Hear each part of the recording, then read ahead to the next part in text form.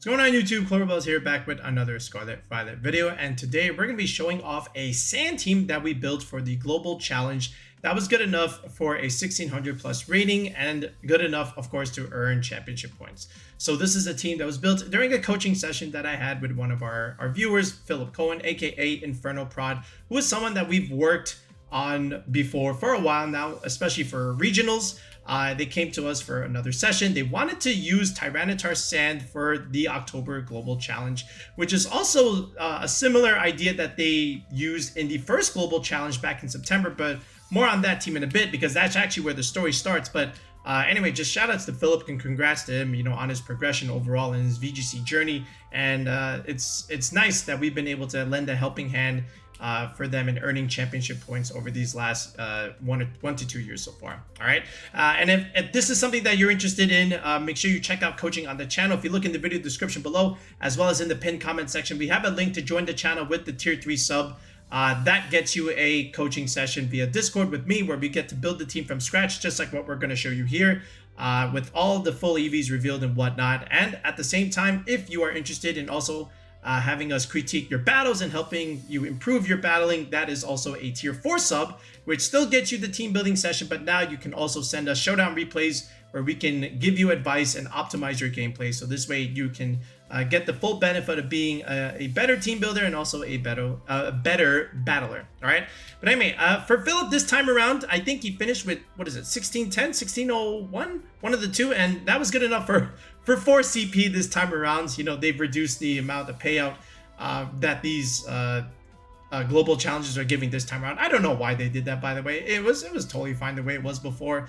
But unfortunately, in this run versus the first run, Philip had a little bit more DCs this time around, which was unfortunate because I think the team could have cracked 1650 rating at least, just like the first time around. But unfortunately, that was not the case. But anyway, here we are, still above 1600s and still getting some CP out of it. All right. But just to show you what Philip was, piloting the first time around, I think we have a picture of it. Yeah, this was it. So this was the first global challenge team that Philip was using. And again, it is a Tyranitar Sand team. All right. And 1641, good enough, right? That was pretty good. That earned him some CP, right? Very, very respectable, of course. But this time around, Philip wanted to take a different direction with the Tyranitar Sand team, even though this team was pretty good. Actually, you know what? Let me just show you the open team sheet of this team. Hold on. So before we go into the second one, because there's a little bit of a carryover here. So let me backtrack a little bit. Let's go back into showdown. Let's actually show you this team that they used the first global challenge back in September. All right, anyway, so here we are. So we're going to just show you the open team sheet because I don't know if Philip wants to use this team again for something. So at the very least, out of respect to him, I'm going to only just show you the open team sheet.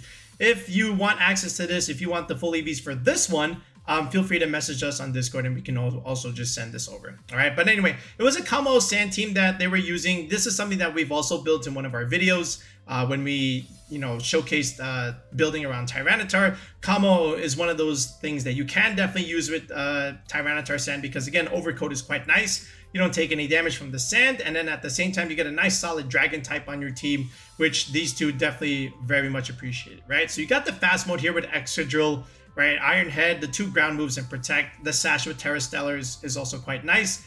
The Tyranitar with the very standard AV set here, along with Kommo-O, strong special attack damage, right? And then, being able to set it up with Clangorous Soul and Clanging Scales for big damage. And then you got the support options here with Incineroar and Sinistra here. And then finally you have Kilowattrel here, which is nice, in terms of having the ability competitive, where you can put this next to both T-Tar and Excadrill. So this way, if teams decide to lead something like Incineroar to intimidate these guys, Kilowattrel can take advantage and start dealing some really, really big damage with choice specs and just all this damage, especially like Discharge, Thunderbolt, Volt Switch, Air Slash. Like Kilowattrel, 105 base special attack is not that bad by any means, right? And then you add choice specs and then potentially the +2 boost. It makes it almost quite hard to bring an Incineroar into a Kilowattrel, right? This bird has been pretty good in Regulation H. Right, so this Kommo-O Sand team was relatively solid. This is almost pretty much a best of 3 team that you can still bring into a global challenge. All right, and it worked out for them, right?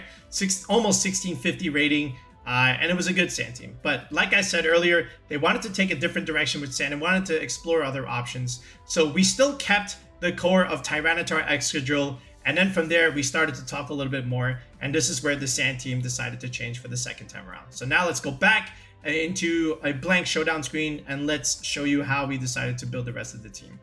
All right, so we're back here to the core of the Sand team here. We still have Excadrill and Tyranitar. And this was the starting point for the October Global Challenge team that we were building for Philip. So they like this pairing a lot. The one thing that they were concerned about was the speed on Tyranitar that we gave it the first time around. So for that particular squad, okay, I believe the Tyranitar spread was something like this. So it was still max attack, right? But then we had about 124 investment. I want to say, yeah, it was 124. And then 2 points in SpDef, 1 point in defense, and dumping the rest in speed. So this is a pretty standard Tyranitar set. It's nothing out of the ordinary, right? Max attack damage, 191 HP, I decided at the time, was again, just to re-optimize your HP for Life Orb chip damage. I'm sorry, for Sand chip damage, right? Because, you know, unlike something like a Rillaboom with Grassy Terrain Recovery or Leftovers Terrain Recovery, then you're looking for factors of 16, right? But when you have the Sand, which is taking away HP, you want to undercut the threshold by 1 point. So this way you cheat the value and you're taking 1 less HP per turn, right? So instead of, 176, 208, 192, 224, right? Factors of 16, we undercut those values by 1. So 175, 207, 191, 223. So this way you're not passing the threshold and you're taking less Sand chip per turn with this kind of rule. 16 and -1 is the rule.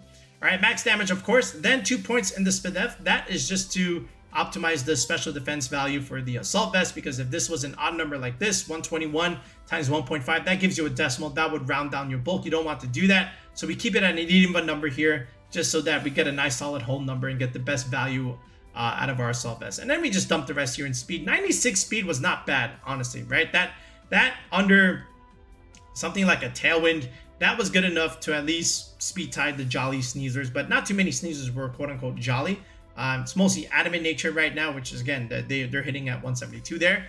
So, but they still felt like they were getting outsped by certain things. So they said, you know what, let's just increase the speed on the Tyranitar. The Excadrill mostly stayed the same. The Excadrill, we kept it at Jolly, right? Jolly 252, 252. And that was totally fine. Like, there was no issue here. But with the Tyranitar, what we said, okay, you know what, let's take away some HP and let's boost it up a little bit because, again, you're getting speed crept. So let's just drop this a little bit to, a couple points and then just add a little bit more into speed. 99, just for, again, some of those speed creepings. And they were content with this, right? If it were me, I would have actually just pushed this a little bit further, where I would look here. Let me just take some from the attack for a second. I would at least go for like 105. This is at least able to outspeed the modest Blood Moons that are modest 252. So in hindsight, especially where we are right now, I would at least use this kind of Tyranitar. Otherwise, the set that we were giving Philip at the time was still working. All right, but anyway, back to 140. All right, 99 was good enough, and we still kept the max attack value here, right? So this was okay. Okay, and then again, like Excadrill was right here. This was totally fine. You had the Sand mode here, the fast mode. With Sand Rush. And you didn't really necessarily need Tailwind support here, right? But these were two Pokemon that were prone to Intimidate, and they liked the Kilowatts the first time around. So let's recopy that kind of concept, and let's add something that we can punish if opponents decided to bring Incineroar. So I suggested here, man, let's go with Annihilape. Okay, Annihilape is something that has a lot of success on Sand teams in the past, right? And it works well too, because again, you got two Pokemon here, weak to fighting. And then if you have a Ghost Pivot, which Annihilape is, then you can kind of whiff that and take advantage the following turn. And like I said, you can always punish Intimidates, because this thing is going to do crazy damage, right? After it even gets any kind of boost here, right? So this was pretty cool. And then we had to kind of build around these three, right? So what else can we do besides this? So I felt like, look, we can still add physical options here, or we can add more special attacking options. Eventually, what it was decided was, look, let's just go with the psyspam mode. Let's go with Sand psyspam. Let's go with Indeedee here. Okay, and let's go with the Sneasler with the Psychic Seeds boost, right? So this way, you don't necessarily need Tailwind on this, right? Because again, you got the Sand mode where you're just basically doubling your speed, and you got the Unburdened mode over here which again is doubling your speed after activating it with the Psychic Seeds here, right? And then you can always lead this in terms of like pairs, right? Indeedee Sneasler, Excadrill, Tyranitar, or you could do like Sneasler, Excadrill with Tyranitar and Indeedee in the back, pivot one for the other. So this way you can get the speed boost going and whatnot, and then you just go from there, okay? But still, the Annihilape felt a little bit out of place, more or less. You could still play the solo, technically, right? You know, with the Defiant stuff here. But eventually, we talked through a couple of partners here. And eventually, it was decided that the last mon that we want to put here was a Maushold here, all right? With Friend Guard support. Now, I like Maushold Annihilape stuff in the Global Challenge because you just don't know what kind of sets they're trying to run. And in a Global Challenge where people mistakenly overread you, okay, you can punish that especially, right? Or you can do the other way around and punish them for not considering certain moves they had. Like, remember our Rain team where we had like Rain Dance Maushold? That was pretty good too. But for this time around, like, again, you don't know if this is Population Bomb. You don't know if this is like Super Fang or Beat Up or Taunt or whatever. And then you don't know if this is like Final Gambit stuff, okay? This could be Final Gambit. You don't know, right? Like, just ask Justin Tang. He keeps getting it wrong every Global Challenge, right? So I suggest, you know what? Just leave these two, you know, and make the players guess. And if they get it wrong, you win, okay? So play the Maushold Annihilape mind game there for a Global Challenge. So ultimately, after that, we just kind of built it like this. So you could have the goggles here, right? Or you could have the goggles here, okay? And then either way, if you put something like a goggles here, then you can like sash this, for example, right? You have the Psychic Seeds here anyway. And then if you put the sasher, then you can put something like a Choice Scarf or a Choice Specs item here. So now it just came down to, you know, what kind of item did you want to put on these guys here? Okay, so it was decided, look, let's just put, we're going to do the beat up stuff, right? So follow me, beat up. But what really wrecks this is if they lead something like Among Us, right? Where they can just redirect the beat up stuff. So if we're going for beat up, then we needed the goggles here. And that means we're not going to have the goggles on the ape. We're going to have leftovers here. And then now if we have the seeds here, now this could be a sash. This could be a scarf. But of course, we already had and committed our scarf to the Excadrill. I'm sorry, the sash to our Excadrill here. We even discussed like trying to change this item a little bit, but it was best to have the sash over here. So that meant either you have the scarf idea, right? Or you have the Choice Specs idea, either one. And we were, you know, debating it a little bit, but ultimately we decided on the Choice Scarf here, okay? So what kind of sets are we running here? So Terra Fire was ultimately chosen. I thought, well, Water was also good, but Fire at least helps you get around like Willow's shenanigans here. So in this case, we were going for this. Rage, Fist, okay, Drain Punch, Bulk Up, and then just straight Protect. So no Final Gambit, right? In the end, they didn't want to play that way. They decided, I just want the Bulk Up stuff, which is fine, right? The Maushold here, follow me, beat up, Taunt is quite useful here. And then, of course, just Protect. You could have even done, you know, like Population Bomb, beat up, follow me, taunts and stuff like that. You could also go for that. And that's the other thing. Like, is this Maushold Population Bomb? You don't know. It could be. But in the end, this was chosen here along with Terra Ghost, right? And then the Indeedee here. So it was going to be like this. Expanding Force, right? Trick, then Trick Room. Okay, and then this last move here, Terra Blast. Now, in terms of Terra Blast, we had two options that was being debated. You could go Terra Blast, Terra Fighting, which is great into Incineroar leads. It's also great into something like King Gambit. It's great into something like a Maushold, for example. It's great, you know, just in general against, you know, normal types and fire types and dark types, right? Which are pretty common in the format. Great into both Ursalunas, might I add, right? So this was an idea, but in the end, Terra Ground was pretty funny because one, this was very useful against Archelodon Rain teams, right? Where, you know, if they wanted to click Electro Shot, it gets whiffed. And two, you still have super effective damage into something like a Gambit and an Incineroar, right? And even something like Electabuzz or Magmar leads if you had to, you know, play around that for that matter. So the ground coverage was quite nice here. We felt like, look, we've got the fighting coverage already with like Sneasler, Ape, and low kick Tyranitar. Why not have a little bit more ground coverage besides the Excadrill here, right? So in the end, Terra Blast, Terra Ground was ultimately chosen, okay? Then from here, it's just a very standard Sneasler set here. It was just literally Terra Dark, Dire Claw, Close Combat, throw chop, and protect here, right? And of course, Dire Claw and the global challenge is just so infuriating. So all in all, it wasn't really like a crazy team. There was just like, you know, 1 or 2 techs here. Again, the Terra Blast, Terra Ground was interesting. Okay, and again, you just don't know what kind of sets that the Annihilape and the Maushold are going to bring here. Okay, but after this, the EV spreads were relatively easy. We just went with Jolly max speed, like most apes like to do. We optimized the HP for leftovers, right? Which in this case is 180, right? Again, perfect factor of 16. Then we just put 2 points here into the defense stat just to optimize this for bulk.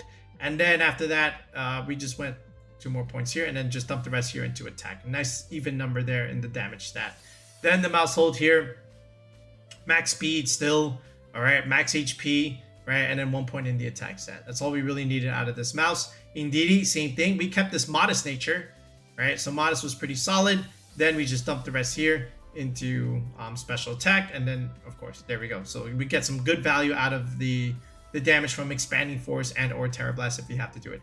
Trick was also pretty useful. You know, you can trick a choice scarf mon into a physical attacker, or you can just trick this into something like a fake out user, for example, or a Pokemon like that clicks setup moves or a non-damaging move. Trick is quite nice in a global challenge, and then also Trick Room is also pretty useful in the Trick Room matchup too. All right, the Sneasler here, again, this is also pretty standard. We just went with Adamant Sneasler, right, and then just a straight 252 set. All right, so there we go. Unburdened Sneasler, Terra Dark, Psychic Surge, Indeedee with ground typing there, Friend Guard, Maushold with the goggles, and then this is Defiant with Terra Fire leftovers, Stellar, Sand Rush, Excadrill over here, and then Tyranitar, of course, is just bringing the sand out here. All right, so this was the proposed team for the GC here. All right, so again, multiple modes here. Again, you can always do Maushold and Annihilape. Make the opponent guess, is it Population Bomb, is it Final Gambit, or is it something else, right? And then the Excadrill Tyranitar, again, you don't know if this has a Sash or a Clear Amulet, right? You can always mess around with that idea. And then same thing here with the Indeedee. The Terra Blast, Terra Ground is kind of cheeky. It's pretty cool. And of course, Trick is punishing in certain cases. And then Sneasler just gives you good, solid physical offense here. All right. So this was the global challenge team for the October idea. Okay. So now that you have the team, okay, so this is what we decided with Philip. They had a good time. Besides the DCs that cost them a higher rating, 1600 plus is still pretty good enough to earn championship points this time around too. All right, so now what I'm going to do, I'm just going to showcase a couple battles here with the team, so this way you get an idea of how this type of sand team is supposed to play, and then we'll just get you out of here, you know, towards the end here. All right, so here we go. We got this Rain team that is also running around these days. This could be the one that Aaron Zhang is using with the Choice Scarf Pelipper Soak idea, or this could be the other one where they got inspiration from, and it could be the Jaboka Berry Pelipper instead of the Choice Scarf one. We don't know.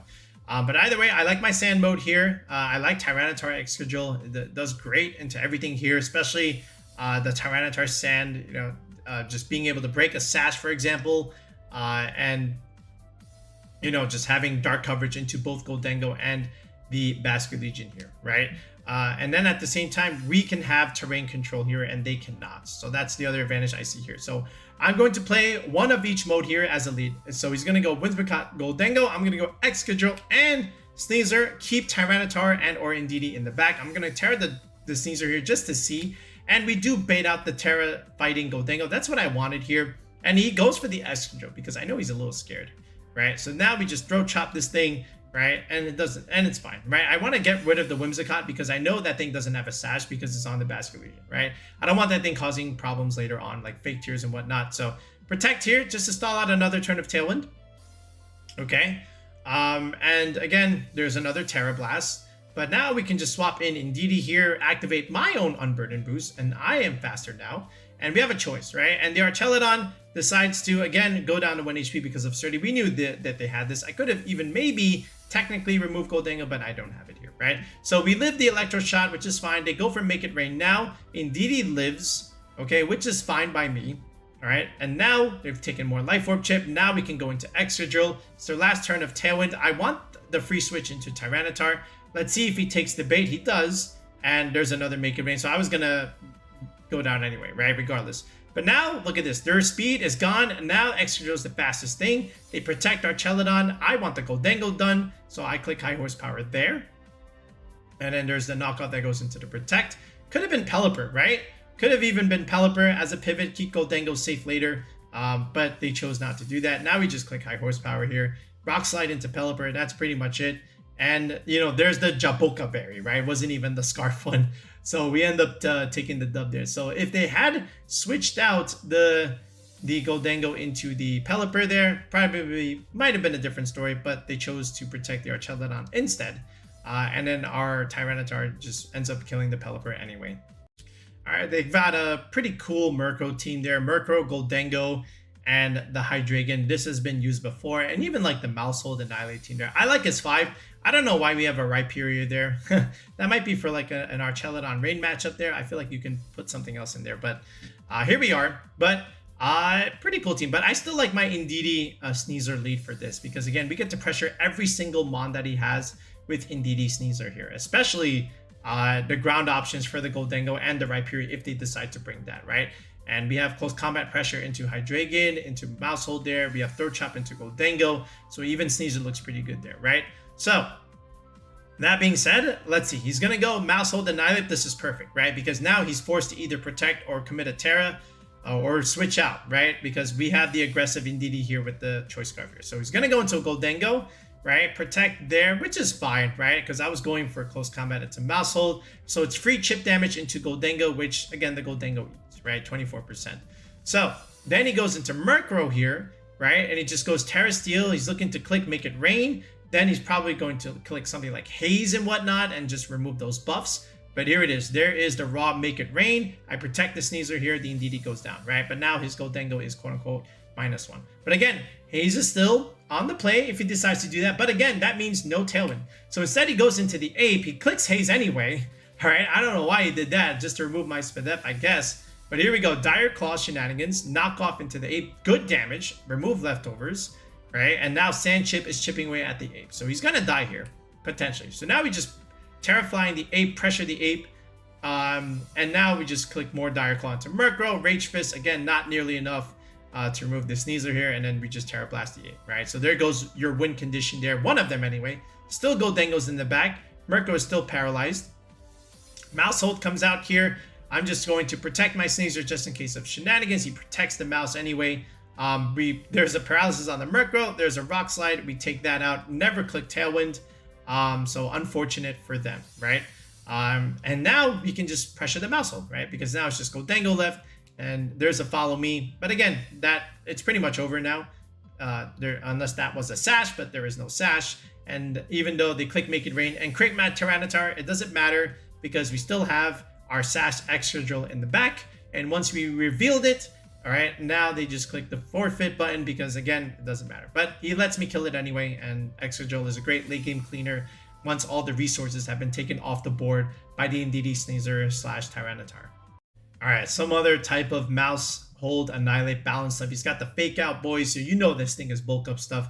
Then he's got like the Dondozo there, and because it's a solo Dozo, you know that thing is like Yawn Fissure stuff with leftovers protect, ideally, right? So if that was the case, Indeedee Sneasler was my play. I'm surprised he led Incineroar into this, right? I have an Annihilape, and he was still willing to lead the Incineroar, okay? So that kind of made me a little bit angry, but I had to just reposition the board here. So I commit into the Terra ground here. I wanted to see what the Incid would do. He actually commits the Terra into the Incid. So that's important because that means no Terra for the Annihilape later on, right? So even though he removes my Indeedee and punishes my Terra, it's okay because now look who comes in, the Maushold here, right? No redirection, no fake out available for you. Beat up comes out. I can hit you with Rage Fist, and your Ape can't really hit me all that well. You can click Rage Fist yourself, but that just means you're going to make my Rage Fist stronger, right? And I still have Maushold here with Fangard. There's the Dozo. So here's what we do. We go into the Rage Fist there, but we make the mid-ground play and we taunt the Dondozo because I know that thing wants to click Yawn and whatnot, right? So because he did, there we go. We punish that and he says, oh, now I'm cooked here, right? And then he decides to forfeit because, again, we have a pretty nice pin here. Because again, the Dondozo can't click Protect and it can't click Yawn. The Maushold has no choice but to keep clicking Follow Me if he wants to protect the Dozo. But otherwise, you know, you could switch back into Instant, but why would you? You would just give me Defiant Boost, right? So at that point, he says, yeah, you got me. Another Rain team here with Gholdengo and Archelodon. Oh, he's got a Primarina now. See, this guy's watching our videos. We just had a premiere in a video yesterday. So, a little bit of a weird rain team. He's got Whimsicott, Goldengo, Pelipper, Archelodon. Could be fake tears, right? Ideally, Tailwind support is there. Pelipper could be Scarf, you never know. And then Rillaboom, again, terrain advantage against the Indeedee stuff. So yeah, I respect it. But let's see. So I'm going to go with Excadrill and Tyranitar as a lead. And he goes with Whimsicott, and instead he goes with Archelodon here, right? So this could be sturdy Archelodon. So here comes Pelipper, changing the weather. I'm totally fine with this, by the way, right? Because I was just going raw Excadrill damage, high horsepower. Let me see the sturdy slash, stamina boost there. Flash kind of into T-Tar is totally fine, right? We're a Tyranitar. We have strong base stats here with Assault Vest. We're fine, right? So Archelodon off the board immediately. Now here comes Rillaboom. This is where I can go into Indeedee now and change terrain, okay? And there is the Muddy Water. Okay, there we go, Muddy Water. And again, that's a fast Pelipper, so you already know what that means. There's the Grassy Glide, so down goes Excadrill here. But I've chipped the Rillaboom quite a bit. And now I can go into Sneasler, and now I can get my own boost with Unburden. He goes into Whimsicott here. Why he did this, I don't know. But I know what that thing has, right? And there's the Paralysis there. That's good. Expanding Force hits the Whimsicott super hard, right? He pivoted that in, but to no avail. And now he just has these two grass types here, and he has no choice but to forfeit because the Sneasler already has the Unburden boost broken. All right, these things are too low. We still have Tyranitar in the back, technically, right, where we can switch in on the Indeedee and whatnot and get our terrain back later on, but this was also still very favorable for us. All right, so that's the team one more time. So again, if you're interested in coaching and getting more help for regionals coming up, make sure you sign up for coaching on the channel. Like I said earlier, tier 3 sub gets you that one-on-one session with me via Discord call, or if you want the tier 4, still the same thing, but now you're able to send me showdown replays, and then we can give you more advice from there. All right, how did you guys do in the global challenge there? Let us know in the comments below. Once again, congrats to Philip, again breaking 1600 plus in back-to-back global challenges, getting CP in back-to-back global challenges. It's been great to work with them, along with some of you guys. We've had a ton of clients as well. So let's see what happens for Milwaukee coming up, right? We got some stuff going there, and then of course Las Vegas. But we'll address those when the time comes here. All right, that's it for now, folks. We'll be back with another video in the next one. Peace out and have a good one.